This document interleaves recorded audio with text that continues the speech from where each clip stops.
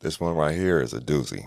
Now, we've heard about situations related to OISA Pharmacy. I think that's how you say it. That was the pharmacy in Florida that was shut down for not having a sterile compounding license. And we've also heard about the Equita Pharmacy situation, which was shut down by the state of Washington for non-sterile compounding practices. Then you add on the lies about the ownership relationship between Mochi and Equita, Dr. Myra and her husband, and all of that, along with allegations of importing research-grade medications to provide to customers. Well, this one is out there as well. Look, I'm just trying to call balls and strikes, so here we go. If you've ever used compounded GLP-1 medications, regardless of the telehealth you use, at some point you likely got some medications from Empower Pharmacy. They are a 503A and a 503B compounded pharmacy that is based in Houston, Texas. According to a PR Newswire release from April 1st, just a few months ago, they tout themselves as being the largest and most advanced 503A compounding pharmacy and FDA-registered 503B outsourcing facility licensed to ship nationwide. Their operation is huge, with over 382,000 square feet of manufacturing capacity and over 1,200 employees.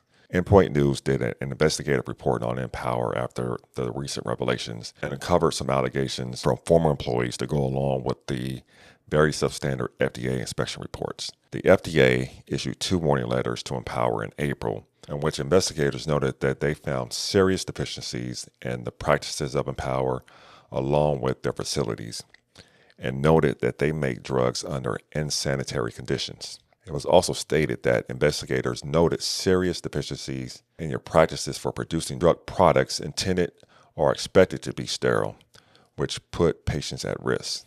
Endpoint found someone that they noted to be an expert on compounding pharmacy compliance review the FDA inspection reports, and he pointed out that Empower does not form proper aseptic techniques while performing sterile operations. He is pointing out that employees do not handle or prepare the medication in such a way that will prevent contamination. In other FDA reports, it was found that employees failed to regularly change or sanitize gloves, that production areas and equipment were visibly dirty on the surface, and that Empower released a batch of B6, even though microbial contamination was found in the room that it was made in. Now, Endpoints also spoke to several former employees who made the following allegations. Empower would use APIs even after they failed quality control tests, which included sterility and media field tests. Media field test is what they use to check for contamination caused by the staff. The former director of Empower Supply Chain alleges that the owner ordered the use of food-grade APIs instead of pharmaceutical APIs to save money, and were instructed that the best time to order these food-grade APIs after an FDA inspection, since they would not likely come back anytime soon. The staff would use Gmail and Yahoo accounts and did not check to see if the supplies that they bought were from FDA-registered suppliers, nor did they test the ingredients that they got or check for contamination or dilution.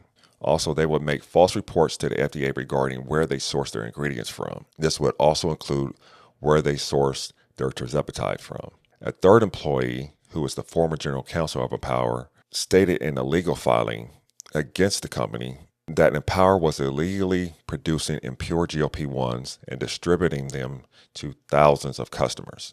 Now, during my compounding journey, I have gotten several vials from Empower, and after reading this report, I'm thankful that I did not have any noticeable issues. But this is not a good look. These pharmacies are leaving a black mark on compounding. And like we accuse Lilly and Novo of doing, they are putting profit over people and their health. And Empower is raking in the dough. According to 2 former employees, Empower brought in about $400 million in 2024. The Houston Chronicle quotes the Houston Business Journal as reporting that Empower's revenue jumped from $119 million in 2022 to $377 million in 2024. So the former employees are not that far off. So what are your thoughts on this situation?